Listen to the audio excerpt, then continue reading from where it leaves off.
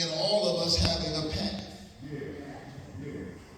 Dr. King put it this way: I cannot be all that I ought to be until you are all that you ought to be, and you can't be all you ought to be until I am all that I ought to be, retired in a single garment of destiny.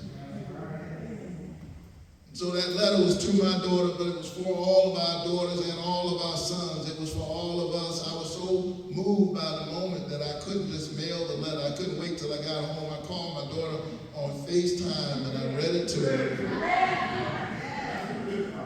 She listened.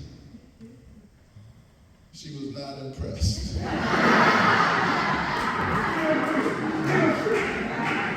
She said, "Can I go out and play now?" She didn't understand it then, but I framed it for her, put it on her dresser, because we say in church, she'll understand it better.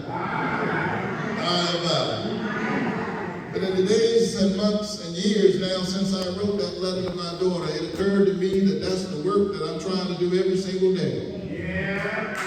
I don't just write legislation. Sheriff Brown doesn't just write legislation. We write letters to the future.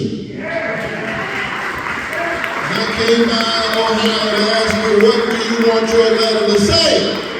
That's what you want to ask yourself. Every day you wake up, you want to ask yourself, what